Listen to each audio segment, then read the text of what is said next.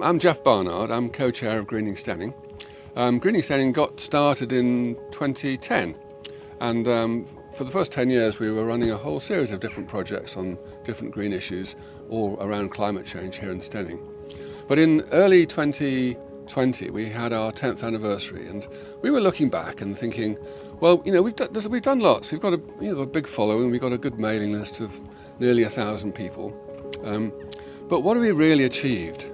You know, the climate crisis is right upon us, and we were really having a bit of a soul searching there about should we be raising our sights. And at that meeting at the football club in January 2020, I kind of asked people, should we be kind of being more ambitious? Should we be going further? And everybody put their hand up to say, yes, let's do it. And so we kind of resolved to kind of raise our ambition in a big way. And thinking of 2030 as being like the time span we've got to really get things going by. Needless to say, what happened in spring that year? COVID hit. So we had to kind of ramp things down just as we were about to try and ramp things up. But after a couple of months, I think people were kind of reflecting on this a lot, and we thought, what can we do during lockdown to actually get this issue into people's minds? And we came up with the idea of running an online survey. And we called it the 2030 Vision Survey. And we asked people what would they like Steyning, Bramber and Beeding, which is our patch, to be like in 2030. And the way we did it, we set out 40 different ideas on transport, on energy, on biodiversity, on a range of things. And we asked them, do you think it's a good idea, for example, that many more houses should have solar panels? Do you think it's a good idea we should be trying to calm the traffic in the high street? Lots of questions like that.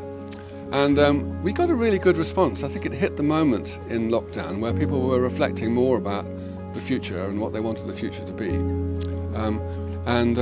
We got over 450 responses to this. And the good thing was it wasn't just our regular punters. It was actually a broader group. And it was really encouraging because it showed there was a very widespread concern about the environment and a real desire to make things different.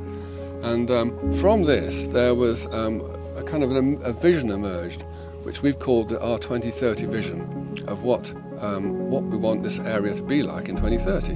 And I'll just read you out some of the main elements to it. There's 6 pieces to it. We have clean air and quiet roads thanks to improved cycle paths and buses and a big shift to electric cars. Zero carbon building and retrofitting mean we live in warm and energy efficient homes. We're producing clean, renewable energy at scale, locally. Farmers, councils and local people are working to protect and enhance nature. We have thriving businesses and more people shop locally. More is repaired and recycled and less wasted. And we have a strong and cohesive community that looks after vulnerable people. So it's been an exciting journey, and it's a year and a half on. We've actually, I think, made some real progress, but we've had some real challenges, not least lockdown. So we've been having to do a lot more online than we expected, but now that things are easing, we're able to get out and things are starting to ramp up.